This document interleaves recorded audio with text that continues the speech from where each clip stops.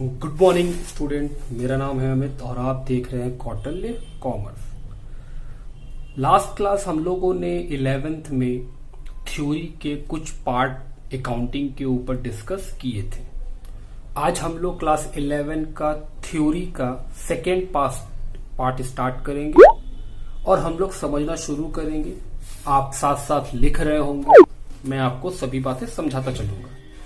चलिए बेटे, आज हम लोग क्या पढ़ेंगे? हम बोल रहे हैं आज हम लोग अकाउंटिंग टर्म्स पढ़ेंगे। अकाउंट्स में कुछ शब्द होंगे, कुछ वर्ड्स होंगे, उसके बारे में जानेंगे जो आपके लिए एकदम न्यू होंगे।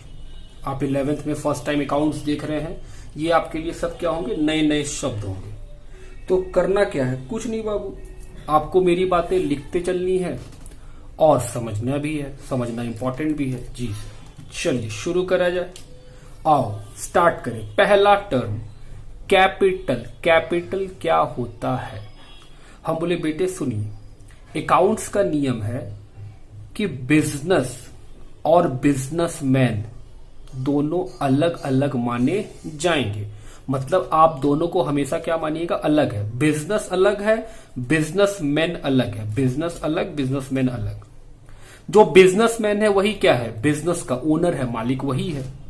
तो हम बोल रहे हैं कैपिटल का मतलब होता है जब ओनर बिजनेस को कुछ देता है, चाहे वो पैसा दे चाहे वो सामान दे, उस चीज को जो वो देता है उसको हम लोग किससे क्या बोलते हैं? कैपिटल। हम बोल रहे हैं बाबू कैपिटल का मतलब होता है मालिक बिजनेस में जो देगा, चाहे वो कैश के रूप में दे चाहे वो सामान गुड्स के रूप में दे, हम बोल रहे हैं सर उसे क्या बोलते हैं? कैपिटल। तो क्या लिखे हैं? It refers to the amount invested by the owner in the business enterprise. Owner जो बिजनेस में लगाएगा, चाहे कैश चाहे पैसा चाहे वो कोई सामान दे दे, उसको क्या बोलते हैं? कैपिटल। हम बोले ठीक। इसका मतलब हुआ कैपिटल का मतलब क्या बाबू? सर ओनर बिजनेस में जो कुछ भी देता है, जो कुछ भी वो इन्वेस्ट करता है, जो कुछ भी वो लगाता है, उसे हम कैपिटल बोलते हैं। बोले हाँ। अगला टर्म ड्राइंग। ड्राइंग का मतलब जब ओनर बिजनेस से कुछ ले लेता है अपने पर्सनल यूज के लिए, उसे बोलते हैं ड्राइंग। मतलब सर हम बोल रहे हैं बेटे सुनिए, जब ओनर बिजनेस का कोई सामान ले ले अपने पर्सनल पर्पस के लिए, उसको क्या बोलते हैं? ड्राइंग। जैसे कपड़े का बिजनेस है। बिजनेस क्या चीज का है? कपड़े का। और जो ओनर है वो 1000 रुपया गल्ला से निकाल लेता है अपने व्यक्तिगत पर्सनल यूज के लिए, तो हम बोलते हैं सर उसे बोला जाएगा ड्राइंग, कि मालिक अपने पर्सनल यूज के लिए पैसा निकाला। इंपॉर्टेंट है बेटे पर्सनल यूज। ओनर अगर पैसा निकाला और उसको वो अपने पर्सनल यूज में ना करके बिजनेस के यूज में करे तो वो ड्राइंग नहीं है। ड्राइंग तब है जब ओनर बिजनेस से कुछ निकाला। सर क्या निकाल सकता है? बोले कैश निकाल सकता है, सामान निकाल सकता है, लेकिन उसका वो क्या करे? पर्सनल यूज करे। अगर वो पर्सनल यूज करेगा तब हम बोलेंगे सर ये क्या है? ड्राइंग। अच्छा, दो टर्म हो गए। मालिक बिजनेस में कुछ देता है कैपिटल, मालिक बिजनेस से कुछ निकाल लेता है तो ड्राइंग। जी बाबू। चलिए अगला टर्म। अगला टर्म क्या है? एसेट्स। सर एसेट्स क्या होते हैं? हम बोले बेटे हिंदी में एसेट्स का मतलब होता है संपत्ति। क्या होता है हिंदी में? संपत्ति। एसेट्स को क्या कैसे पहचानेंगे सर? एसेट्स क्या है? हम बोले बाबू anything which is in the possession. Possession का मतलब कंट्रोल। कोई भी चीज जो कि कंट्रोल में हो। किसके कंट्रोल में? बिजनेस के कंट्रोल में हो। और इज दी प्रॉपर्टी। प्रॉपर्टी का मतलब ओनरशिप, या फिर अगर किसी चीज का मालिकाना हक है बिजनेस के पास, including amount due to it from others. इसके अलावा अगर कुछ किसी से लेना है, मतलब सर किसी से भविष्य में हमको कुछ मिलेगा, चाहे पैसा मिले चाहे सामान मिले, उसको क्या बोलते हैं? एसेट्स। सर फिर से समझाइए बाबू, एसेट्स का मतलब क्या? हम बोले सर कोई भी चीज को आप एसेट्स बोल सकते हैं अगर वो चीज आपके कंट्रोल में हो, आपके पोजेशन में, मतलब आपके अधिकार में हो, या फिर आप उसके ओनर हैं, उस चीज के आप क्या है? मालिक हैं, या फिर अगर आपको कहीं से भविष्य में पैसा आएगा या कोई सामान आएगा तो वो क्या बोला जाएगा, एसेट्स। सर पोजेशन का एग्जांपल समझाइए। सुनिए बेटे, हम बोल रहे हैं मेरा कोचिंग इंस्टीट्यूट जो पटना में है वो किराए पे लिया हुआ है, तो क्या वो मेरा एसेट्स है?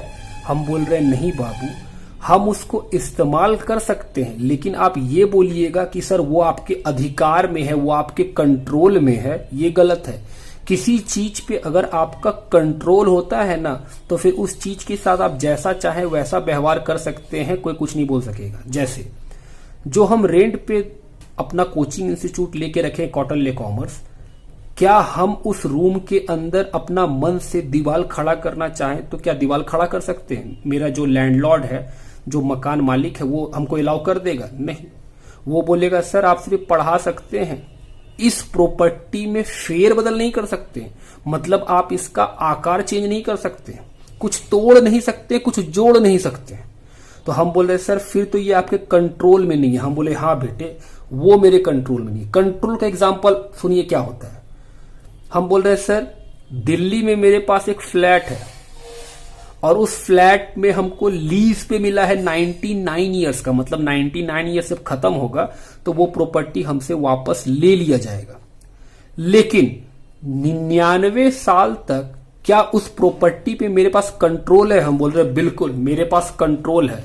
अगर हम उस फ्लैट में दीवार खड़ा करना चाहे तो कोई रोक देगा? कोई नहीं रोक सकता। उस प्रॉपर्टी में जो भी चेंजेस करना चाहे हम कर सकते हैं, कोई मना नहीं कर सकता है। इवन हम बेच भी सकते हैं उस प्रॉपर्टी को, जो हमसे खरीदेगा उसके पास बचा हुआ समय का लीज मिल जाएगा उसको। बात समझते हैं मेरे जी से? ओनरशिप तो समझ ही रहे बेटे, कोई चीज आप खरीद के लाइएगा, अगर आप उसके मालिक हैं तो ऑफकोर्स वो आपके लिए एसेट्स है।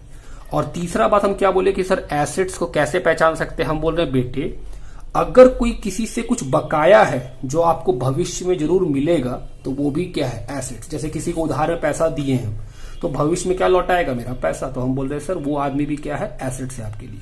बात समझ में आती है एसेट्स क्या है? उसी का एक छोटा सा और बात लिख दिए कि सर कोई भी चीज जिससे आपको कैश या कोई बेनिफिट हो सकता है वो भी क्या है, एसेट्स है। ठीक सर, एसेट्स को दो तरह से क्लासिफाई कर दिया गया, एक टेंजिएबल एसेट्स, एक इनटेंजिएबल एसेट्स। समझते चलिएगा बेटे। हाँ सर, हम बोल रहे हैं एसेट्स को दो हिस्सों में क्लासिफाई किया गया, एक का नाम क्या रखा गया, टेंजिएबल, अगले का नाम क्या रखा गया, इनटेंजिएबल। टेंजिएबल एसेट्स हम बोले बेटे जिसको देख सकते हैं, छू सकते हैं, वो टेंजिएबल। जैसे लैंड, हम एक जमीन खरीदे हैं, अगर हम उसको खरीदे हैं तो मेरा ओनरशिप है उसमें, तो क्या वो मेरा एसेट्स है? हम बोले हाँ सर। अगर आप जमीन खरीदे हैं तो आपका ओनरशिप तो है उसमें, अगर ओनरशिप है तो एसेट्स क्या बोलता है? अगर आप कोई चीज का ओनर होते हैं तो आपका एसेट्स है, तो एसेट्स तो है। अब सवाल उठता है सर क्या आप उस लैंड को देख सकते हैं और छू सकते हैं? हम बोले हाँ, लैंड दिख भी रहा है, छू भी सकते हैं, तो वो कैसा एसेट्स है, टेंजिएबल एसेट्स। सर मोटरसाइकिल, हम बोले सर मोटरसाइकिल खरीद के लाए हैं, मतलब परचेज कर लिए हैं, तो क्या हम उसके ओनर हैं? हम बोले हाँ।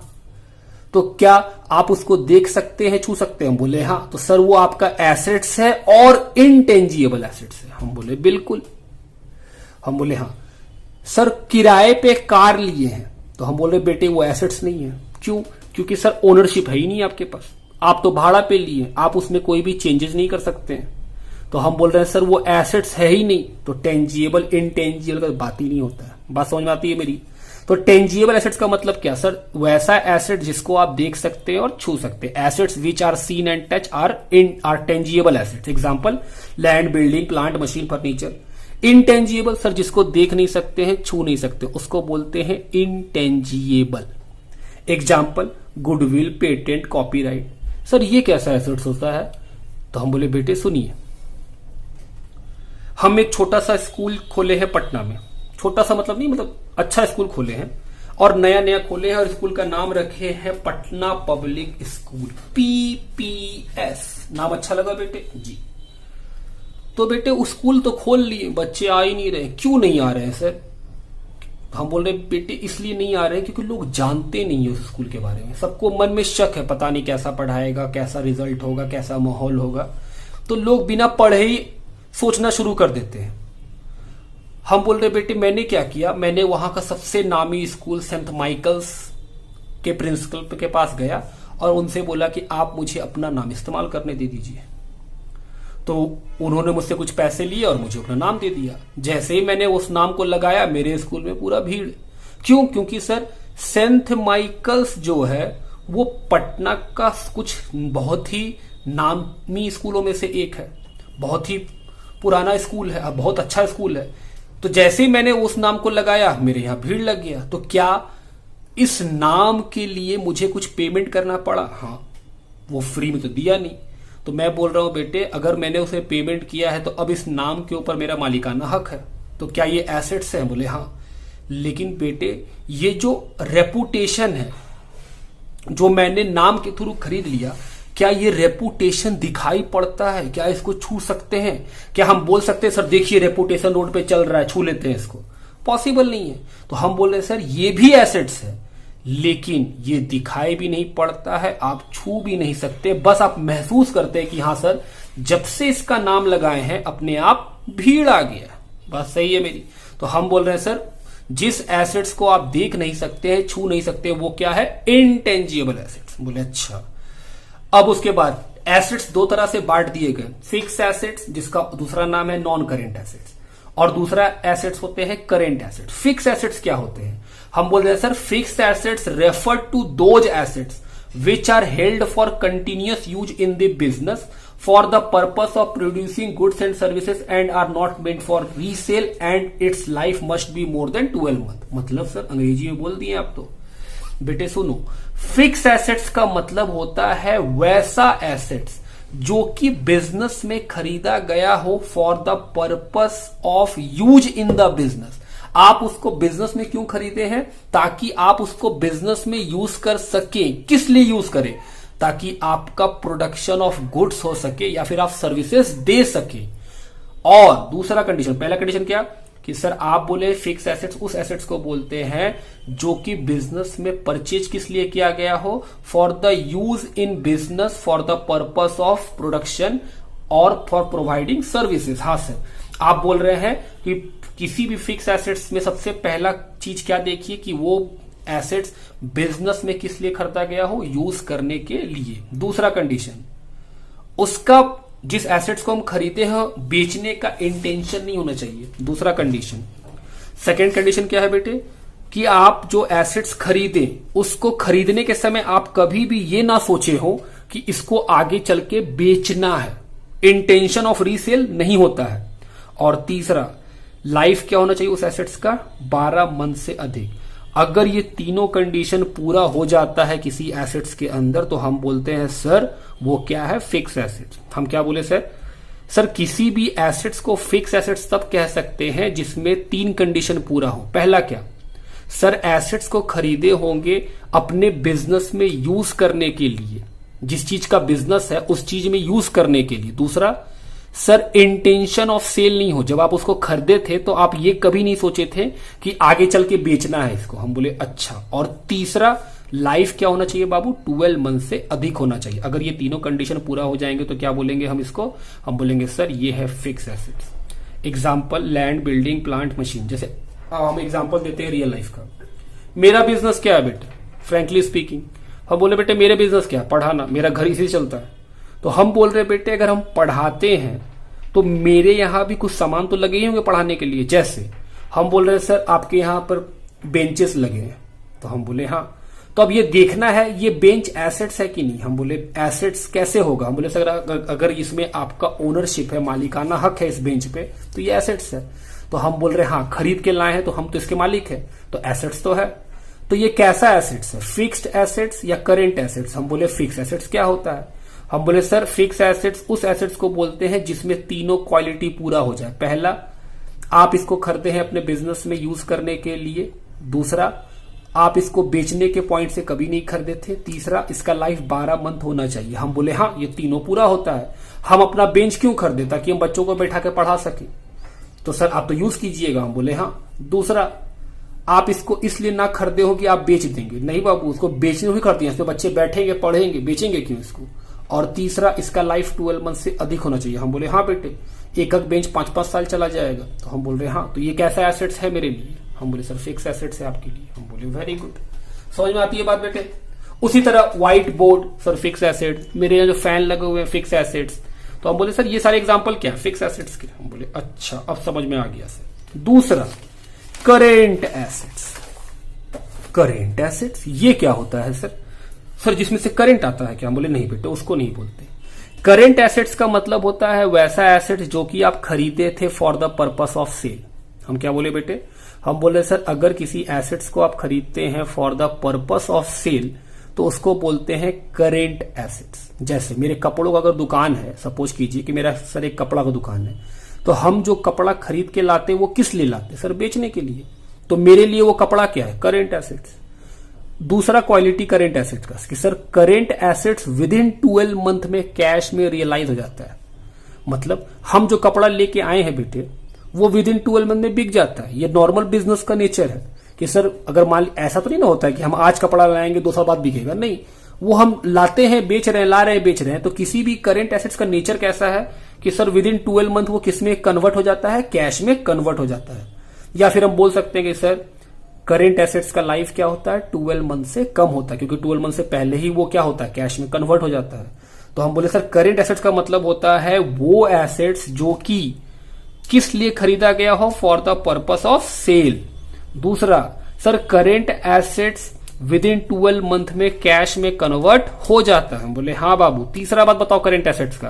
सर करेंट एसेट्स का लाइफ 12 मंथ से कम होता है। चलिए फिर से एक बार मेरे साथ साथ। करेंट एसेट्स का मतलब सर वैसा एसेट जो कि परचेज किया गया हो for the purpose of sale. दूसरा बात sir current asset within 12 month cash में कन्वर्ट हो जाता है। हम बोले तीसरा बात करेंट एसेट्स का लाइफ 12 मंथ से कम होता है। एग्जाम्पल हम बोले बेटे stock, debtor, cash. Sir stock debtor क्या होता है? हम बेटे आगे पढ़ाएंगे, पक्का मिलेगा स्टॉक क्या डेटर क्या सब लिखवाएंगे आपको। अगला पढ़ेंगे लाइबिलिटी। एसेट्स पढ़ चुके हो बेटे, अब लाइबिलिटी। लाइबिलिटी क्या होता है? हम बोले सर लाइबिलिटी का मतलब होता है बकाया। किसी को पैसा देना बाकी है या किसी से बकाया है उसको बोलते हैं लाइबिलिटी। किससे? बाहर वाले से sir. It refers to the amount which the business owes to outsider. ये क्या होता है लाइबिलिटी? हम बोल रहे हैं सर जो बाहर वालों को देना बाकी है उसको क्या बोलते हैं? लाइबिलिटी। जैसे बैंक का लोन, बैंक से लोन लिए बेटे चुकाएंगे ना, तो हम बोल रहे हैं सर वो बैंक लोन क्या है? लाइबिलिटी, देना बाकी है। क्रेडिटर सर ये क्या होता है? हम बोले बेटे क्रेडिटर का मतलब होता है जिससे उधार में सामान खरीद के लाए हैं उसको बोलते हैं क्रेडिटर। तो जिस आदमी से उधार खरीद के लाए हैं क्या उसका पैसा देना पड़ेगा? देना बाकी है। हम बोले हाँ सर। तो वो क्या बन गया? लाइबिलिटी। लाइबिलिटी का बात क्लियर हो गया कि हाँ सर लाइबिलिटी का मतलब होता है कि जो हम लोग को बाहर वालों को देना होता है उसे बोलते हैं लाइबिलिटी, मतलब बकाया एक तरह से। हाँ। Classification of liability. लाइबिलिटी 2 तरह का होता है, internal liability, external liability. Okay, internal liability क्या होता है? हम बोले सर इंटरनल लाइबिलिटी का मतलब होता है जो आपको मालिक को देना बाकी है। बिजनेस, हम कौन है? बिजनेस है। हम बोल रहे सर बिजनेस के तरफ से जो मालिक को देना बाकी है उसको बोलते हैं इंटरनल लाइबिलिटी। मतलब सर बेटे बिजनेस जब स्टार्ट हुआ होगा तो मालिक पैसा लगाएगा तभी तो स्टार्ट होगा। तो मालिक जो पैसा लगाया है वो मालिक कभी ना कभी तो वापस मांगेगा, मतलब बकाया है ना मालिक का। तो हम बोल रहे हैं जो मालिक से बकाया होता है उसको बोलते हैं इंटरनल लाइबिलिटी। और जो मालिक को छोड़ के बाहर वालों से, जो बिजनेस के बाहर के लोग हैं, मालिक तो अपने अंदर का आदमी है, जो बाहर के लोग हैं जैसे बैंक वाले जिससे उधार में हम सामान लाते हैं वो आदमी, क्रेडिटर, वो सारे कौन है? External liability. तो वही लिखे हैं all amount which a business entity has to pay to its proprietor, मतलब ओनर। बोल रहा है जो भी पैसा बिजनेस को मालिक को देना होता है वो क्या होते हैं? Internal liability. एग्जाम्पल कैपिटल, जो मालिक शुरू में लगाता है उसको क्या बोलते हैं? Capital. External liability all amount which a business entity has to pay outsider. बोल रहा है जो भी पैसा बिजनेस को बाहर वालों को देना होता है उसे क्या बोलते हैं? External liability. Example bank loan और क्रेडिटर। ठीक बात। लाइबिलिटी को भी 2 हिस्से हैं, एक फिक्स लाइबिलिटी, दूसरा लॉन्ग टर्म लाइबिलिटी। सॉरी, पहला लाइबिलिटी का नाम क्या है? Fix liability. उसी का नाम क्या है? Long term liability. Sir fix liability क्या होते हैं? जिस लाइबिलिटी का पेमेंट करने का समय 12 महीना से अधिक मिले उसे बोलते हैं फिक्स लाइबिलिटी या फिर लॉन्ग टर्म लाइबिलिटी। फिर से बोलिए सर। हम बोल रहे बेटे लायबिलिटी है मतलब बकाया है ना, तो कभी तो पेमेंट करोगे। अगर पेमेंट करने का समय 12 महीना से अधिक मिला तो क्या है वो फिक्स्ड लायबिलिटी या लॉन्ग टर्म लायबिलिटी। और अगर 12 महीना से कम समय मिलता है तो उसको बोलते हैं करंट लायबिलिटी। ओ सर बड़ा इजी है। 12 महीना से अधिक समय है पेमेंट करने के लिए तो फिक्स्ड लायबिलिटी, और 12 महीना से कम समय है तो करंट लायबिलिटी। हम बोले हाँ पढ़े। Those liability which fall due for payment in a long period normally more than 12 month. जो भी लायबिलिटी जिसका पेमेंट करने का समय लंबा मिलता है, जो कि 12 महीने से अधिक होता है, उसको क्या बोलते हैं फिक्स्ड लायबिलिटी। एग्जांपल बैंक से लोन। आप जाइए बैंक से जाके बोलिए कि घर बनाने के लिए लोन दीजिए, तो आपको वो लोन देगा तो वो 20-20 साल तक के लिए लोन देगा कि हाँ भाई तुम धीरे धीरे आराम से चुकाते रहो, 20 साल का समय दिए। तो वो बैंक लोन कैसा लायबिलिटी है, फिक्स्ड लायबिलिटी, बकाया है लेकिन लंबे समय का। बोले ठीक। अगला नाम करेंट लायबिलिटी। करेंट लायबिलिटी या फिर उसी को क्या बोलते हैं शॉर्ट टर्म लायबिलिटी। क्या होता है, हम बोले सर करेंट लायबिलिटी या शॉर्ट टर्म लायबिलिटी का मतलब होता है वैसा लायबिलिटी जिसका पेमेंट करने का समय 12 महीना से कम हो। जैसे क्रेडिटर। सर क्रेडिटर जिससे आप उधार में सामान खरीदते। याद करो बेटे, आप जब जाते हो दुकान, पापा का नाम लेते हो, राशन खरीद के कोई सामान की दुकान से ले आते हो, तो जिस दुकान से जाके आप सामान खरीदते हो उसको पैसा देना पड़ेगा। तो हम बोल रहे हैं वो क्या है लायबिलिटी। तो अब बात उठता है सर वो लायबिलिटी है तो वो लायबिलिटी करेंट लायबिलिटी है फिक्स्ड। हम बोले बेटे जो दुकान से आप सामान लाते हैं वो क्या बोलता है 1 हफ्ता, 10 दिन, 15 दिन में पैसे लाके दे देना। वो ये थोड़ी बोलता है कि आज सामान ले जाओ 1 साल बाद आके पैसा दे जाना। तो हम बोल रहे हैं सर क्योंकि वो बहुत ही कम समय देता है, 12 महीने से कम समय देता है आपको पेमेंट करने का, तो वो कैसा लायबिलिटी है करंट लायबिलिटी या शॉर्ट टर्म लायबिलिटी। वही लिखे क्रेडिटर। सर आउटस्टैंडिंग एक्सपेंस हम बोल रहे हैं बकाया खर्चा। जैसे मेरे यहाँ एक स्टाफ है, उसका हर 1 तारीख को सैलरी देना होता है। अगर हम 1 तारीख को सैलरी नहीं दे पाएंगे उसको तो वो क्या बन जाएगा आउटस्टैंडिंग बकाया बन जाएगा। तो जो स्टाफ का हम 1 तारीख को सैलरी नहीं दिए उसको तो जल्दी में पेमेंट करना पड़ेगा, within week, within month. ऐसा तो नहीं होगा कि हम बोलेंगे बाबू इस महीने का सैलरी 1 साल बाद देंगे तुमको, वो मानेगा इस बात को नहीं। तो वो कैसा लायबिलिटी है करेंट लायबिलिटी। बात समझ में आती है आपको। उसके बाद गुड्स। सर गुड्स का मतलब क्या, हम बोल रहे हैं बेटे गुड्स का मतलब होता है वैसा चीज जिसको आप छू सकते हैं और देख सकते हैं और उसी चीज का बिजनेस करते हैं। गुड्स का मतलब टेंजिबल आर्टिकल्स और commodity in which business deal. जिस चीज में बिजनेस डील करता है उसको वो गुड्स बोलता है। एग्जाम्पल, मेरे कपड़े का दुकान है तो हम क्या बेचते हैं बेटे कपड़ा, तो बेटे कपड़े को हम क्या बोलेंगे गुड्स। लेकिन कपड़े की दुकान में मेरे पास कंप्यूटर है तो क्या हम कंप्यूटर का बिजनेस करते हैं, नहीं। कंप्यूटर तो एक पीस रखा हुआ है, उससे हम जोड़ अपना हिसाब किताब करते हैं। तो हम बोल रहे हैं सर जो कपड़ा है वो गुड्स है। गुड्स का मतलब जिस चीज का आप बिजनेस करते हैं उस चीज को गुड्स बोलते हैं, और गुड्स को आप देख सकते हैं, छू सकते हैं। हम बोले हाँ। लेकिन जो कंप्यूटर है उसको हम गुड्स नहीं बोलेंगे, क्यों, क्योंकि सर वो आपका बिजनेस थोड़ी है। तो कंप्यूटर को क्या बोलेंगे, कंप्यूटर ही बोलेंगे। दूसरा एग्जाम्पल, मेरा कार का बिजनेस है तो मेरे लिए मेरा कार क्या है, गुड्स। सारा का सारा कार गुड्स है, क्योंकि सर हम कार का ही बिजनेस करते हैं। वहां पे जो कंप्यूटर रखा हुआ है हम बोल रहे हैं सर वो गुड्स नहीं है, क्योंकि वो आपका बिजनेस नहीं है। तीसरा एग्जाम्पल सुनिए, मेरा कंप्यूटर का बिजनेस है तो मेरे पास जितने भी लैपटॉप, कंप्यूटर, डेस्कटॉप रखे हुए हैं वो क्या है, गुड्स। लेकिन उस कंप्यूटर की दुकान में एक कार भी रखा हुआ है, कार से आते जाते हैं, तो क्या कार भी गुड्स है। हम बोले नहीं, कार का बिजनेस थोड़ी है आपका।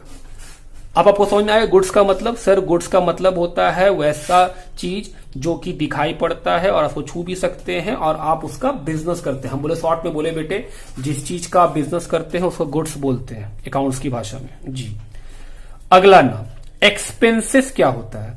हम बोले बाबू एक्सपेंसेस का मतलब होता है वैसा खर्चा जिसका बेनिफिट सर्टन हो। सर्टन का मतलब आपको पता हो इसका बेनिफिट कब तक है।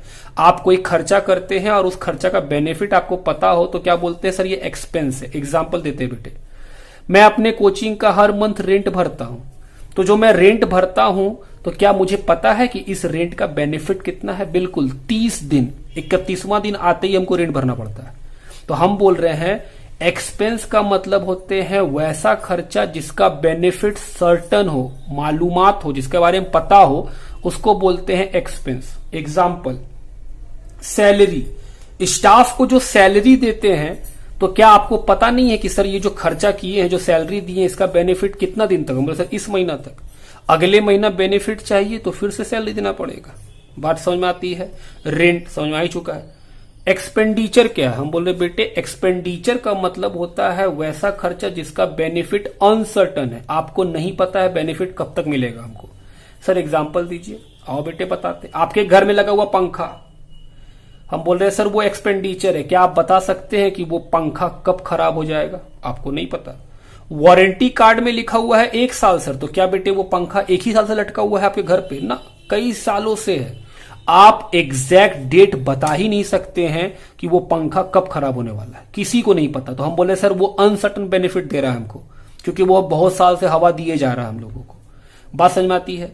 सर आपका कार, क्या आप बता सकते हैं जो कार मेरे पास है वो कब खराब हो जाएगा? नहीं सर, तो वो क्या है? एक्सपेंडिचर। बात समझ में आती है बेटे। वही एग्जांपल लिखे, बिल्डिंग, सर बिल्डिंग कब गिरेगा किसको पता? फर्नीचर, पता नहीं सर। मशीन, सर कब तक बेनिफिट मिलेगा? पता नहीं। आपका मोबाइल फोन, क्या आप कोई डेट बता सकते हैं कि हाँ सर इस डेट में आके मेरा मोबाइल फोन खराब हो जाएगा? नहीं। तो सर वो भी क्या है? एक्सपेंडिचर। बात समझ में आती है बेटे। हाँ, लेकिन उस पर कराने वाला रिचार्ज, क्या उसका बेनिफिट सर्टन है? हाँ सर, 84 दिन बीतेगा, 555 का रिचार्ज में बेनिफिट खत्म हो जाएगा, आपको पता है कि इस दिन खत्म हो जाएगा, आप एग्जैक्ट डेट बता दीजिएगा। बात समझ में आती है मेरी? आइए बेटे आगे बढ़े फिर। रेवेन्यू, सर रेवेन्यू क्या होता है? हम बोल रहे बेटे सामान, जिस चीज का आप बिजनेस करते हैं उसको बेच करके जो पैसा कमाते हैं उसको बोलते हैं रेवेन्यू। जैसे कपड़ों का बिजनेस करते हैं, कपड़ा बेच के जो पैसा कमाएंगे वो क्या है? Revenue. Amount received from sale of goods is called revenue. सामान बेच करके, गुड्स का मतलब क्या? जिस चीज का बिजनेस करते हैं वो बेच रहे हैं, तो हम बोले सर सामान बेच करके, गुड्स बेच करके जो पैसा कमाएंगे उसको क्या बोलते हैं? रेवेन्यू। इनकम क्या होता है सर? हम बोले बाबू जो आप कमाए हैं, जो आप खर्चा किए हैं, उन दोनों के अंतर को क्या बोलते हैं? इनकम। सरप्लस ऑफ रेवेन्यू, अगर आपका रेवेन्यू अधिक हो और आपका एक्सपेंस खर्चा कम हो तो आपको क्या हो जाएगा? इनकम। वही लिखे हैं शॉर्ट में, income is equal to revenue minus expense. की इनकम क्या होता है सर? सर रेवेन्यू अधिक हो और एक्सपेंस कम हो तो क्या होता है? इनकम। सर प्रॉफिट क्या है? हम बोल रहे बेटे टोटल रेवेन्यू, जो आप टोटल कमाए हैं, माइनस टोटल एक्सपेंस, उसको क्या बोलते हैं? प्रॉफिट। पूरे साल भर में जितना आप कमाए हैं माइनस जितना आपसे खर्चा हुआ है, उन दोनों का डिफरेंस क्या निकलेगा? प्रॉफिट। बात समझ में आती है मेरी? जी सर अकाउंटिंग पीरियड यहां लिखे, it is the excess of total revenue over total expense. मतलब टोटल रेवेन्यू ज्यादा हो किससे? टोटल एक्सपेंस से, of a business for an accounting period. Accounting period का मतलब हम बोले बेटे जिस दिन बिजनेस स्टार्ट हुआ वहां से 31 मार्च आने में कितना टाइम लगेगा। और दूसरा बात समझिए, बिजनेस स्टार्ट हुआ वहां से बुक्स बंद होने में जो टाइम लगता है उस टाइम को बोलते हैं उसको बोलते हैं अकाउंटिंग पीरियड। एग्जांपल समझिए, हम दुकान खोले अपना 1 अप्रैल को, तो नियम क्या है कि हर एक साल बुक्स को बंद करना पड़ता है। हम लोग के इंडिया में बुक्स ऑफ अकाउंट्स बंद होता है 31 मार्च को। सर बुक्स को बंद करना होता है मतलब बेटे आपको हिसाब किताब 1 साल का करके पता करना होता है, प्रॉफिट हुआ है कि लॉस हुआ, उसी को बोलते हैं बुक्स क्लोज करना। ठीक, तो हम बोल रहे बेटे 1 अप्रैल को बिजनेस स्टार्ट किए, 31 मार्च को बंद किए, तो सर 12 महीने तक बिजनेस चलाए हैं आप। इस 12 मंथ के टाइमिंग को बोलते हैं अकाउंटिंग पीरियड की। सर इस साल को, इस 12 महीने, मान लीजिए हम 1 अक्टूबर को बिजनेस स्टार्ट किया और बुक्स कब बंद करते हैं? 31 मार्च को।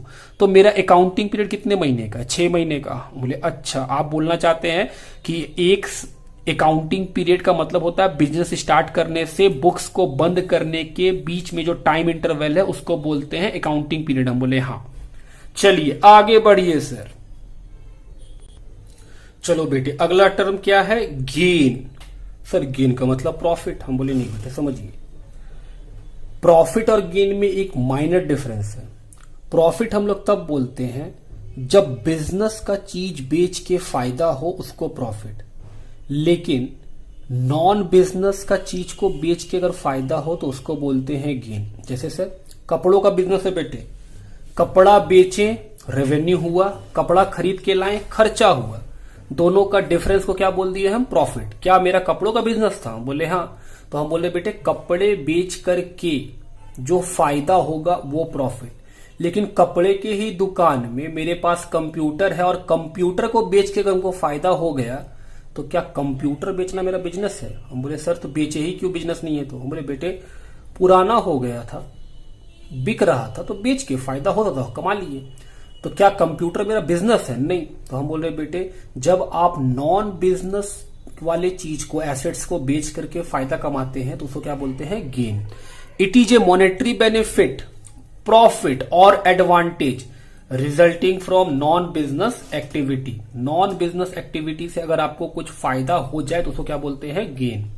एग्जाम्पल, सेल ऑफ बिल्डिंग, बेचे हैं 1 लाख में, कॉस्ट कितना है? 70। कपड़ों का धंधा है और घर बेच करके फायदा हो रहा है तो हम बोल रहे सर वो गेन है।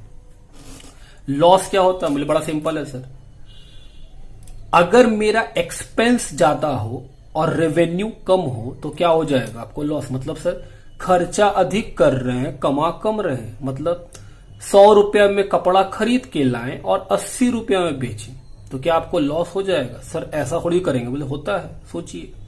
कभी आप देखें ठंड का मौसम में आप नवंबर में स्वेटर लाने जाइए तो बड़ा महंगा मिलता है, लेकिन वही आप फरवरी में जाइए तो आप देखिएगा कि सर स्वेटर काफी सस्ते हो गए। क्यों? क्योंकि सर गर्मी का मौसम आने वाला है, अब कोई खरीदेगा ही नहीं और उसके पास जो माल बचा हुआ है अगर वो नहीं बेच पाएगा तो अगले साल तो खराब हो जाएगा, तो वो सस्ते में बेचेगा। बिल्कुल, वो अपने खरीद दाम से कम में बेचेगा क्योंकि वो फंसाना नहीं चाहता है।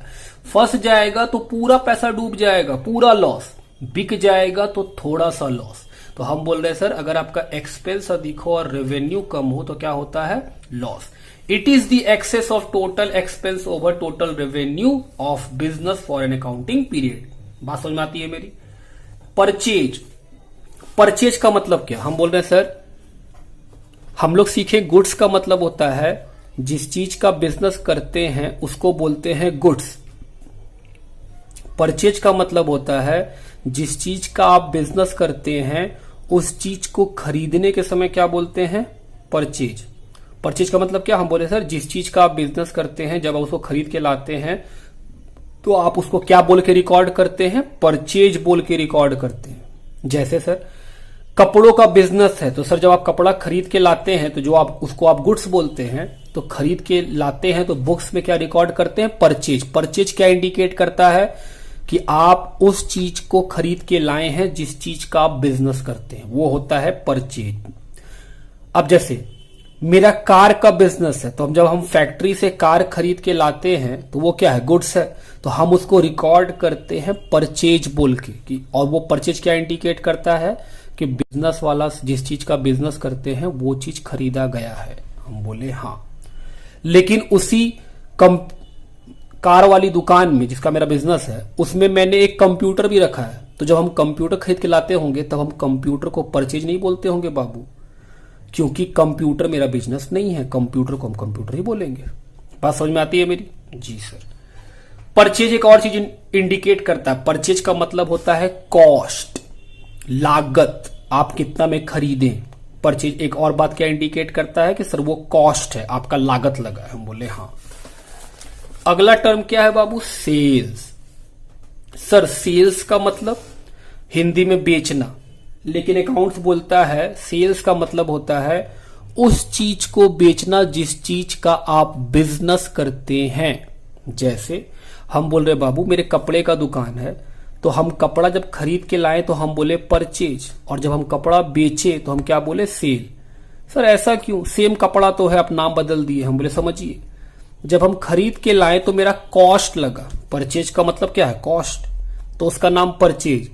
लेकिन जब हम उसको बेचे तो कॉस्ट के साथ क्या जोड़ लिए? थोड़ा सा प्रॉफिट भी तो जोड़ लेते, तभी तो बेचते हैं, इसलिए नाम बदल गया। अगर किसी चीज में सिर्फ कॉस्ट ही लगा हो, जिस चीज का हम बिजनेस करते हैं अगर उसमें सिर्फ कॉस्ट लगा हो तो वो हमेशा परचेज रहेगा। आप कभी ये मत समझिएगा कि सर सामान खरीद के आता है तो परचेज और जाता है तो सेल। हम बोले ना, हम ऐसा कभी नहीं बोले। हम बोले बेटे आप अगर सामान को खरीद के लाते हैं, जिस चीज का बिजनेस करते हैं उस सामान को अगर आप खरीद के लाते हैं तो वो आपका परचेज है। और जब आप उसको बेचते हैं, बेचेंगे कब? जब या तो प्रॉफिट हो या तो हमको लॉस हो। जब हम उसको बेचते हैं, जिस चीज का हम बिजनेस करते हैं, अगर हम उसे बेचते हैं तो हम उस सामान को क्या बोल देते हैं? सेल्स। बात समझ में आती है मेरी?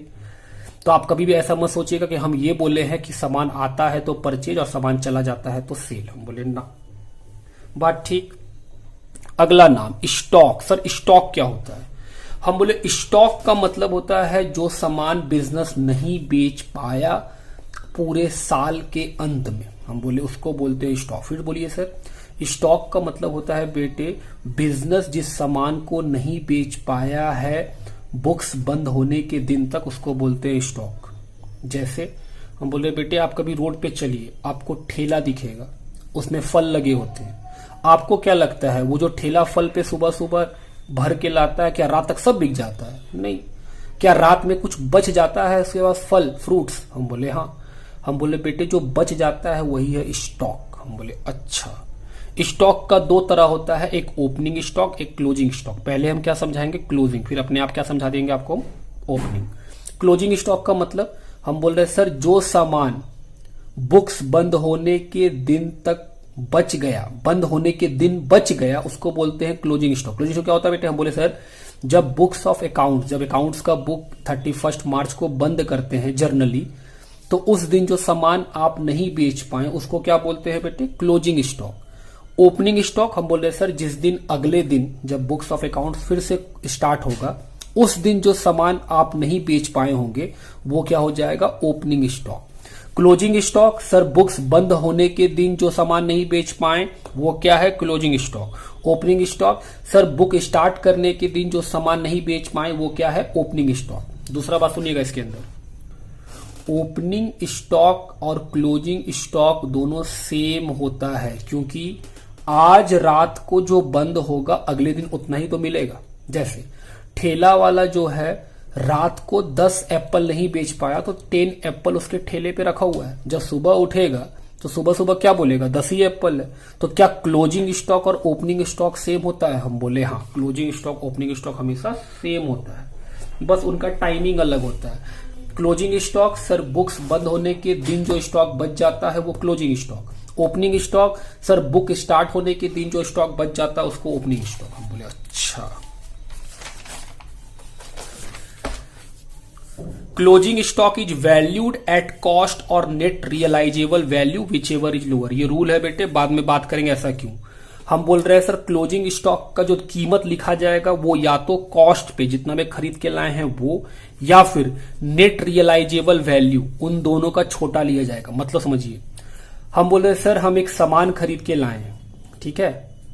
जैसे हम बोल रहे हैं बेटे मान लीजिए हम एक मोबाइल खरीद के लाए, ठीक, मेरे मोबाइल का दुकान है, तो मेरा मोबाइल जो है हम खरीद के लाए हैं 100 मोबाइल, उसमें से 99 मोबाइल बिक गया पूरे साल भर में, और हर एक मोबाइल का दाम था 10,000 रुपए। तो जो लास्ट में बचा हुआ मोबाइल है मेरा खरीद दाम कितना है? कॉस्ट 10,000। लेकिन अब वही मोबाइल बाजार में 8,000 में मिलना शुरू हो गया, क्योंकि समय बीत चुका है, कंपनी अपना दाम कम कर दिया। अब कितना दाम हो गया? 8,000। तो जो हमको क्लोजिंग स्टॉक का दाम लिखना है वो हम क्या लिखेंगे? हम बोले सर आप बोले हैं कॉस्ट और नेट रियलाइजेबल वैल्यू, जो वो बिक सकता है, क्योंकि अब हम किसी को 10 में बेचे वो खरीदेगा, वो बोलेगा दूसरा दुकान 8 में दे रहा है, क्यों खरीदे? तो हम बोल रहे हैं क्लोजिंग स्टॉक का वैल्यू हमेशा किया जाएगा कॉस्ट और net realisable value whichever is lower, उन दोनों में जो कम होगा। तो हम लोग वैल्यू किस में करेंगे? 8,000 में उसका। बात ठीक। सर अगर बढ़ जाएगा तो बेटे कॉस्ट में करते। हम बोले सर कोई सामान 10,000 में खरीदे, एक जब हम किताब बंद करने गए तो दाम उसका बाजार में हो गया 12,000, तो हम किस में रिकॉर्ड करेंगे? हम बोले बेटे 10,000 में, क्योंकि कॉस्ट कम है, जो कम रहेगा उसमें रिकॉर्ड होगा। अच्छा, उसके बाद अगला टर्म पढ़िए बैड डेट। बैड डेट क्या होता है? It is the amount that has become irrecoverable from A debtor. हम बोल रहे सर बैड डेट का मतलब होता है वो पैसा जो कि आप रिकवर नहीं कर पाए। आप मतलब कौन? बिजनेस। जो पैसा बिजनेस रिकवर नहीं कर पाया, किससे? डेटर से। डेटर का मतलब जिसको उधार में सामान बेचते हैं उसको बोलते हैं डेटर। डेटर का मतलब बेटे जिस व्यक्ति को उधार में सामान बेचते हैं उसको बोलते हैं डेटर। तो जिसको उधार में सामान बेचिएगा उससे बाद में पैसा लेना पड़ेगा ना। तो हम बोल रहे अगर आप उस आदमी से पैसा नहीं ले पाइएगा, इररिकवरेबल हो जाएगा, वो कहीं भाग गया तो पैसा डूब गया। तो उसको क्या बोलते हैं, बैड डेट्स। मतलब आप बोलना चाहते हैं सर जो पैसा डूब जाता है उसको बोलते हैं बैड डेट। हम बोले हाँ बाबू, जो पैसा डूब जाता है, कैसे डूब जाता है, जिसको आप उधार में सामान बेचे और आप उससे पैसा नहीं ले पाए किसी भी कारण से, तो वो क्या बन गया, बैड डेट। ओके। इंसॉल्वेंट, हम बोले बेटे इंसॉल्वेंट का मतलब होता है वैसा आदमी या वैसा बिजनेस जो अपना लायबिलिटी का पेमेंट नहीं कर पाएगा, उसको बोलते हैं insolvent. A person or enterprise which is not in a position to pay its डेब्ट इज कॉल्ड इंसॉल्वेंट। इंसॉल्वेंट का मतलब सर वैसा आदमी या वैसा बिजनेस जो अपने लायबिलिटी का पेमेंट करने का क्षमता नहीं रखता, जिसके पास पैसा खत्म हो गया हो, वो अपना लायबिलिटी का पेमेंट नहीं कर पाएगा, वो क्या कहलाएगा, इंसॉल्वेंट। कंटिंजेंट लायबिलिटी, हम बोल रहे बेटे कंटिंजेंट लायबिलिटी का मतलब होता है वैसा लायबिलिटी जो कि भविष्य में किसी घटना के घटने के कारण हो सकता है, उसको बोलते हैं कंटिंजेंट लायबिलिटी। पढ़िए, a possible obligation arising from the past event and may arise in future depending on the occurrence or non-occurrence of one or more uncertain future event। हम क्या बोले, हम बोले बेटे कंटिंजेंट लायबिलिटी का मतलब होता है वैसा लायबिलिटी जो कि भविष्य में हो सकता है किसी काम के होने या ना होने के कारण वो लायबिलिटी बन जाए। जैसे सुनिएगा, मेरा बिजनेस है बेटे, किस चीज का, हम बोले सर मेरा बिजनेस है कपड़ों का, और मेरे बिजनेस पे कोई केस कर दिया कि ये जो कपड़ा बेचता है उससे लोगों के शरीर में इन्फेक्शन हो जाता है, तो केस तो कर दिया। क्या केस कर देने से हमको गवर्नमेंट को पैसा देना पड़ेगा, या फिर जो हमको मेरे ऊपर केस किया है उसको पैसा देना पड़ेगा? नहीं, केस करने से कभी कोई हानि नहीं होगा आपका, हार जाने से आपको लॉस होने वाला है। अगर हम हार जाएं, वो केस क्या किया है कि इसके कपड़े को पहनने से मेरे शरीर में इन्फेक्शन हो गया है, अगर वो जीत जाएगा जिसने मेरे ऊपर केस किया है तो मुझे उसे 10 लाख रुपए देना पड़ेगा। तो क्या भविष्य में एक लायबिलिटी बन सकता है कि पैसा देना पड़ेगा? हम बोले सर ये तो डिपेंड करता है किस चीज के ऊपर, कि आप केस हारते हैं या नहीं हारते हैं। तो हम बोले सर अगर हार जाएंगे तब एक लायबिलिटी बन जाएगा। तो कंटिंजेंट लायबिलिटी का मतलब वही होता है कि आपके पास्ट इवेंट में, आपके पीछे मतलब आपके बिजनेस में कुछ ऐसा घटा जिसके कारण भविष्य में कोई लायबिलिटी हो सकता है, कंफर्म नहीं है, चाहे कुछ हो सकता है on the happening of certain event, कुछ हो जाने के कारण वो लायबिलिटी बनेगा, अदरवाइज वो लायबिलिटी नहीं बनेगा, उसी को बोलते हैं कंटिंजेंट लायबिलिटी। आगे बढ़िए।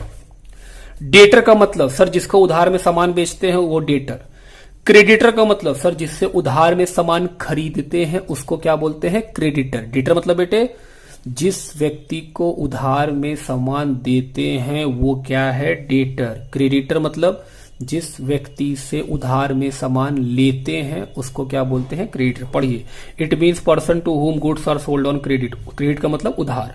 बोल रहा है जिस आदमी को उधार में सामान बेचते हैं उसे क्या बोलते हैं, debtor. Creditor person from whom goods are purchase on credit. बोल रहा है जिससे आप उधार में सामान खरीदते हैं उसको क्या बोलते हैं, क्रेडिटर। हम बोले अच्छा।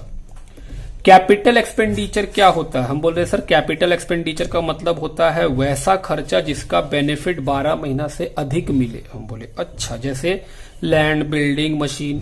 अब हम बोल रहे हैं सर अगर हम कोई लैंड, बिल्डिंग, मशीन खरीदते हैं तो क्या उसका बेनिफिट 12 महीने से अधिक मिलता है? हम बोले हाँ। It is non recurring in nature. Capital expenditure जो होता है वो नॉन रेकरिंग होता है। नॉन रेकरिंग का मतलब सर वैसे चीज जो हमेशा ना हो उसको बोलते हैं नॉन रेकरिंग। जैसे मेरा कोचिंग का बिजनेस है तो क्या हम बेंच हमेशा खरीदते रहते हैं? नहीं, एक बार खरीद ले हो गया, अब तो 5 साल 10 साल बाद देखा जाएगा। तो हम बोल रहे हैं सर आप जो बेंच खरीदे वो क्या है, कैपिटल एक्सपेंडिचर, क्योंकि उसका बेनिफिट जो है वो 12 महीने से अधिक होगा। हम बोले हाँ, और वो नॉन रेकरिंग है। हम बोले हाँ, ये नॉन रेकरिंग हम बार बार नहीं खरीदते। तीसरा, capital expenditure can be sold. अगर आप चाहें तो आप बेच भी सकते हैं। तो हम बोले हाँ सर, हम चाहें तो अपना बेंच को बेच भी सकते हैं, कुछ ना कुछ पैसा मिल सकता है। तो कैपिटल एक्सपेंडिचर क्लियर है कि क्या होता है बाबू? हम बोले सुनिए, कैपिटल एक्सपेंडिचर का मतलब होता है वैसा खर्चा जिसका बेनिफिट क्या है, 12 मंथ से अधिक है। दूसरा sir capital expenditure non recurring होता है, मतलब बार बार ये खर्चा नहीं होता है बिजनेस के अंदर। और तीसरा, कैपिटल एक्सपेंडिचर को आप बेच सकते हैं। जी आगे बढ़िए। रेवेन्यू एक्सपेंडिचर क्या होता है? हम बोले बाबू रेवेन्यू एक्सपेंडिचर का मतलब होता है वैसा खर्चा जिसका बेनिफिट 12 महीना से पहले खत्म हो जाए। हम बोले सर जिसका बेनिफिट 12 महीना से पहले खत्म हो जाए उसको क्या बोलते हैं, रेवेन्यू एक्सपेंडिचर। मतलब आप कोई खर्चा किए उसका बेनिफिट आपको 12 महीना से कम मिलेगा तो उसको क्या बोलते हैं, रेवेन्यू एक्सपेंडिचर। एग्जांपल सैलरी, हम किसी स्टाफ को सैलरी दिए तो अगर हम किसी स्टाफ को सैलरी देते हैं बाबू तो उसका बेनिफिट कितना दिन, 30 दिन सर। अगर हमको फिर से बेनिफिट चाहिए फिर से पैसा देना पड़ेगा। हम बोले अच्छा, it is recurring in nature.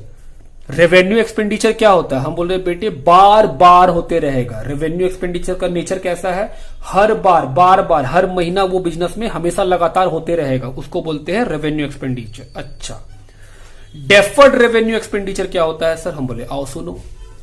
Deferred revenue expenditure का मतलब होता है वैसा खर्चा जो कि रेवेन्यू का नेचर का होता है। नेचर कैसा होता है उसका, रेवेन्यू का, लेकिन उसका बेनिफिट मोर देन 1 ईयर हमको मिल जाता है। सर फिर से बोलिए, ये कुछ सुना सुना लग रहा है, अभी कैपिटल में यही बात बोले थे। बोले सुनो बेटे, डेफर्ड रेवेन्यू एक्सपेंडिचर का मतलब होता है वैसा खर्चा जो कि होता है रेवेन्यू की तरह। जैसे रेवेन्यू का होता है नेचर वैसा ही होता है रेवेन्यू एक्सपेंडिचर की तरह, लेकिन इसका बेनिफिट 1 साल से अधिक होता है। तो सर फिर उसको उठाए कैपिटल में डाल दीजिए। हम बोले नहीं कर सकते बेटे, कैपिटल एक्सपेंडिचर बिक सकता है, डेफर्ड रेवेन्यू एक्सपेंडिचर बिक नहीं सकता है। एग्जांपल सुनिएगा, हम बोल रहे बाबू मेरा बिजनेस क्या है, कोचिंग बिजनेस। हम बोल रहे हैं कि हम चाहते हैं कि मेरा कोचिंग बिजनेस में फटाक से 2-3 हजार बच्चे एडमिशन ले लें। तो सर वो कैसे होगा, हम बोले एडवर्टीजमेंट से। तो हम बोले बाबू एडवर्टीजमेंट से तो नहीं होगा, इतने सारे लोग तो कर रहे हैं, 10-10 साल लग जाता है तब जाके होता है। हम चाहते हैं कि मेरा पहला ही साल में 2-3 हजार बच्चे हो जाए, तो हम कैसे करेंगे। हम बोल रहे बेटे ऐसा हो सकता है, हम क्या कर सकते हैं। हम बोल रहे बाबू आज तक कोई भी कोचिंग इंस्टीट्यूट शाहरुख खान को नहीं बुलाया है। शाहरुख खान को अगर हम बुला ले तो क्या मेरे यहाँ भीड़ लग जाएगा बच्चों का। हम बोले हाँ, बच्चा पढ़ने के पॉइंट से एडमिशन ले ना ले, उससे मिलने के लिए और उनके साथ फोटोग्राफ खिंचाने के लिए तो पक्का एडमिशन ले लेगा। हम भी तो उतना ही फीस ले रहे हैं, 20,000-25,000 रुपये हम भी फीस ले लेंगे बच्चों से, और सबसे एडवांस फी ले करके करा लेंगे। तो हम बोल रहे हैं शाहरुख खान 2 करोड़ रुपया लेगा रिबन काटने के लिए। वो आएगा इनॉग्रेशन में, रिबन काटेगा, और हम इधर पूरा 1 महीना पहले से पूरा एडवर्टीजमेंट कर रहे हैं कि मेरे इंस्टीट्यूट में कौन आएगा, शाहरुख खान आएगा। क्या इससे मेरे इंस्टीट्यूट में भीड़ बढ़ेगा, बिल्कुल बढ़ेगा, बच्चों का तो भीड़ लग जाएगा। तो हम बोल रहे हैं सर ये जो 2 करोड़ रुपया खर्चा कीजिएगा ये तो इस साल ना, अगले साल से कहां बेनिफिट। हम बोले क्या बात कर रहे हैं, जब बच्चे मेरे यहाँ एडमिशन ले लेंगे तो हम क्या बोलेंगे कि अगले साल शाहरुख, सलमान, आमिर तीनों को बुलाएंगे। क्या बच्चा मेरे यहाँ रुक जाएगा, बिल्कुल रुक जाएगा। वो मेरा पढ़ाई थोड़ी देख रहा होगा, वो क्या देख रहा होगा कि हाँ भाई अगले साल तीनों स्टार आने वाला है।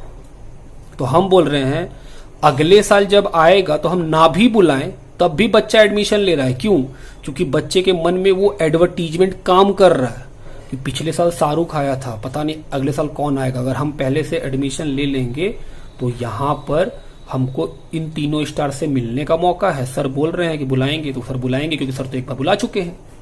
तो हम बोल रहे बेटे ये जो खर्चा किए हैं एडवर्टीजमेंट, क्या ये एक रेवेन्यू खर्चा है। हम बोले हाँ सर, ये नेचर से तो रेवेन्यू लग रहा है, लेकिन क्या इस एडवर्टीजमेंट का बेनिफिट सिर्फ इस साल है। अगर हम ना भी बुलाएं तब भी 4-5 साल तक हम झूठ बोल बोल करके कि अगले साल आएगा, अगले साल आएगा, हम 4-5 साल तक बच्चों को अपने यहाँ रोक सकते हैं और नया एडमिशन लेते रह सकते हैं उसी भीड़ के साथ। तो हम बोल रहे हैं सर ये कैसा खर्चा। हम बोले बेटे ये डेफर्ड रेवेन्यू एक्सपेंडिचर है। बात समझ रहे आप मेरे, जी सर। आगे बढ़िए, डेफर्ड रेवेन्यू एक्सपेंडिचर और कैपिटल एक्सपेंडिचर में सबसे बड़ा डिफरेंस यही है कि कैपिटल एक्सपेंडिचर बेचा जा सकता है, डेफर्ड रेवेन्यू एक्सपेंडिचर बेचा नहीं सकता। हम शाहरुख खान को बुला के 2 करोड़ रुपया खर्चा किए, क्या ये खर्चा कोई खरीदेगा हमसे? कोई नहीं खरीदेगा, बोलेगा ई कैसा चीज है, ना दिख रहा है ना कुछ है, क्या खरीदें इसके अंदर। लेकिन जो कैपिटल एक्सपेंडिचर है, बिल्डिंग, अगर हम उसको बेचना चाहें तो क्या बिकेगा? बिल्कुल। मेरा बेंच अगर हम बेचना चाहें तो बिकेगा, हाँ सर वो बिकेगा। लेकिन डेफर्ड रेवेन्यू एक्सपेंडिचर बेच नहीं सकते हैं। दोनों का नेचर सुनने में सेम लगता है कि सर उसका ही बेनिफिट मोर देन 12 मंथ, इसका ही बेनिफिट मोर देन 12 मंथ, लेकिन वहां पर आप बेच सकते हैं। Capital expenditure can be sold, deferred revenue can not be sold. Okay, आगे बढ़िए सर। प्रोविजन, सर प्रोविजन क्या होता है? हम बोल रहे बेटे प्रोविजन का मतलब होता है is an amount set aside by charging it to the profit and loss account to meet the known liability और loss of assets the amount of which cannot be determined with accuracy. मतलब बोल रहे हैं बेटे आपको पता है कि आपको कोई लॉस हो सकता है, होगा, ये पता है आपको, लेकिन उस लॉस का अमाउंट आप करेक्ट बता नहीं सकते हैं, उसको बोलते हैं प्रोविजन। सुनिए, हम किसी आदमी को सामान बेचे 10,000 रुपए का उधार में, तो उधार में बेचे हैं, तो क्या उधार में बेचने से डूबने का चांस रहता है पैसा? हम बोले बिल्कुल। उधार बेचिएगा तो हमेशा मन में एक डर रहेगा कि पैसा डूब सकता है। तो आप सोचो, जिस आदमी को उधार बेचे हैं, हमको लगता है कि 10,000 का बेचे हैं ना, 1,000 रुपया डूब जाएगा। क्या ये जो 1,000 रुपया हम मन में सोच के लिख रहे हैं इतना डूब सकता है, क्या ये सिर्फ एक एजम्पशन है कि हाँ डूब सकता है? एक्चुअली तो हमको सच में नहीं पता, हो सकता है 10 का 10 डूब जाए, हो सकता है 10 में 1 भी ना डूबे, हो सकता है 10 में 5 डूबे। तो हम कितना सोच के रखें कि 1,000 रुपया डूबेगा? तो हम बोल रहे सर प्रोविजन का मतलब होता है जहां पर आपको पता है कि आपका कोई लॉस होगा, लेकिन उस लॉस का अमाउंट आप सर्टेनिटी से बता नहीं पाते, एग्जैक्ट अमाउंट नहीं बता सकते हैं, उसको क्या बोलते हैं? प्रोविजन। जैसे प्रोविजन फॉर डाउटफुल डेट, कोई आदमी आपका पैसा डुबा सकता है, उस पैसे को आप अपने मन से लिखते हैं बेटे 10%, 5%, एग्जैक्ट अमाउंट किसी को नहीं पता है। प्रोविजन फॉर टैक्स, आगे चल करके आपको टैक्स भरना पड़ेगा। टैक्स किसके भरते हैं? प्रॉफिट पे। तो प्रॉफिट पता रहेगा तभी तो आप टैक्स भरिएगा। इंडिया में नियम है एडवांस टैक्स का, कमाने से पहले टैक्स भर दीजिए।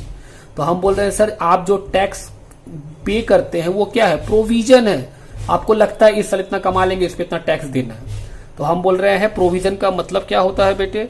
सर प्रोविजन का मतलब होता है कि एक लायबिलिटी है या फिर लॉस ऑफ एसेट्स है जो कि पता है, नोन है, लेकिन उसका अमाउंट सर्टेनिटी से नहीं पता है। हाँ सर। रिजर्व क्या होता है? हम बोले बेटे रिजर्व का मतलब होता है प्रॉफिट में से कुछ हिस्सा, कुछ शेयर अलग करके रख देना ताकि आगे चल करके बिजनेस में इन्वेस्ट किया जा सके, बिजनेस को और अच्छा किया जा सके, या फिर भविष्य में कोई लायबिलिटी आ जाए तो उसको उस लायबिलिटी से बचा जा सके।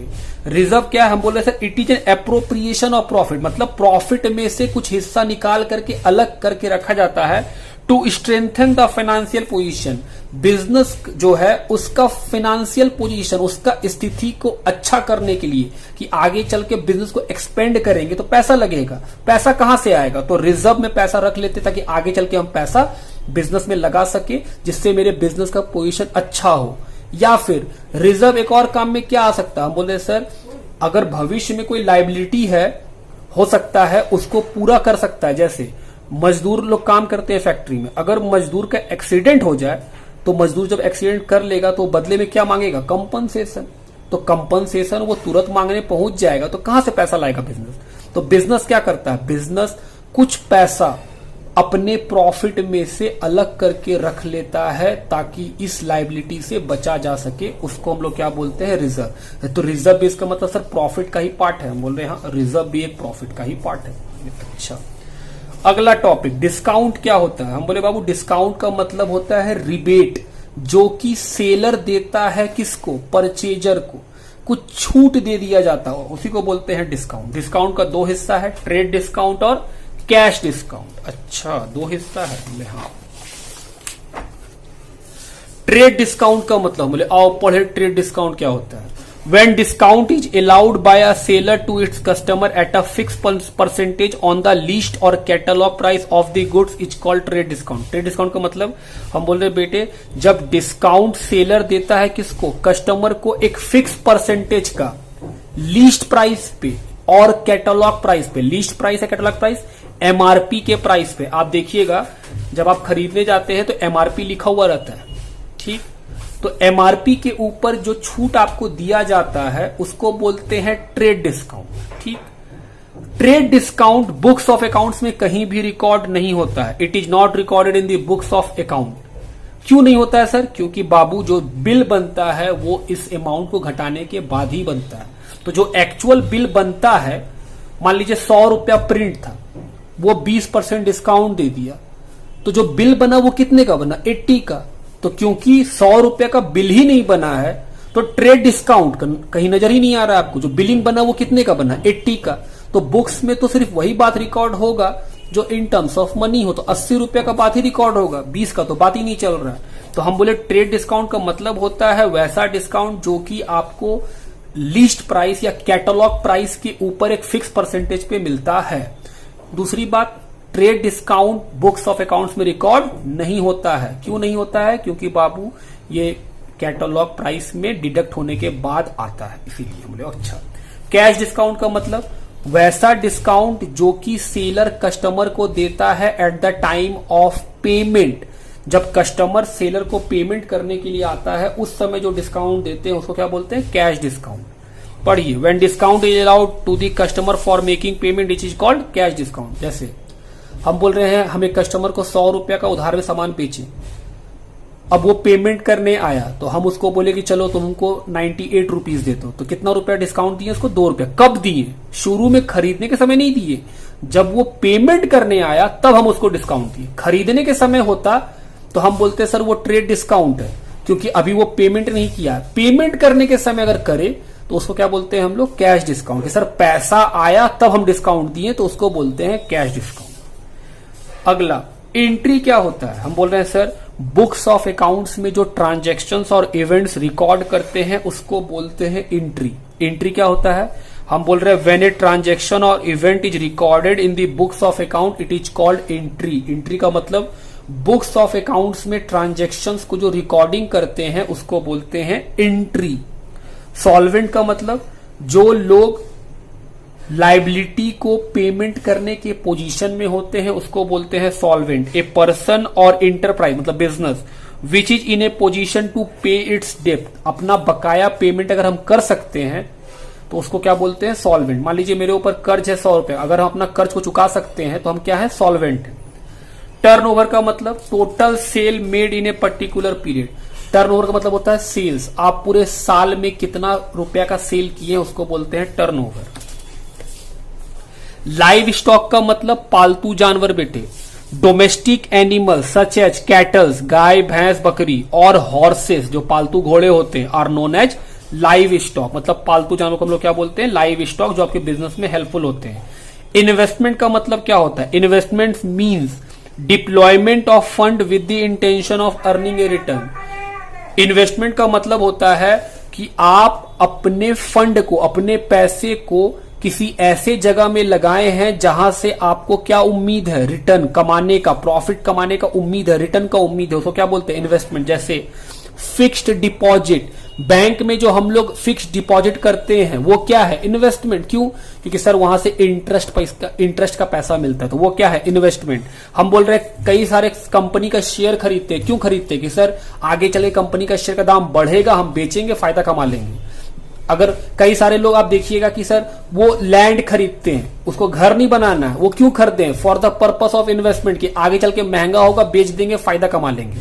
तो इन्वेस्टमेंट का मतलब होता है deployment of fund with the intention of earning a return का। और इंटेंशन क्या होता है? रिटर्न अर्न करने का, बिना किसी मेहनत के बाबू। अब एक आपके मन में एक सवाल आया कि सर जिस चीज का बिजनेस कर रहे हैं, मतलब कपड़ों का बिजनेस है, तो कपड़ों का बिजनेस में हम पैसा लगाते हैं तो वो भी तो इन्वेस्टमेंट हुआ। हम बोले बेटे वो इन्वेस्टमेंट नहीं हुआ, क्योंकि आप उसमें मेहनत भी तो करते हैं। इन्वेस्टमेंट में कभी मेहनत नहीं करना पड़ता, बस डालिए और छोड़ के बैठ जाइए। तो उससे क्या होता है कि हाँ सर मेहनत नहीं है, पैसा लगाएं, कुछ समय बीता, बेच के पैसा निकल गए और प्रॉफिट कमा लिए, उसको बोलते हैं इन्वेस्टमेंट। और आप जो बिजनेस में पैसा लगाते हैं उसमें मेहनत है, आप दिन रात काम भी करते हैं उसके लिए, तो वो इन्वेस्टमेंट नहीं है। बात समझ में आती है मेरी? चलिए, ये हुआ अकाउंटिंग टर्म का आज हम लोग का थ्योरी का सेकंड क्लास। अगर आपको कोई दिक्कत है आप कमेंट बॉक्स में पूछ सकते हैं, मैं उसका रिप्लाई जरूर दूंगा आपको। अगर आपको आज का क्लास अच्छा लगा तो हमारे चैनल को सब्सक्राइब कीजिए, लाइक कीजिए और अपने फ्रेंड के साथ शेयर कीजिए। चलिए, थैंक यू एवरीवन। अपने घर में रहिए, सेफ रहिए, बाय बाय।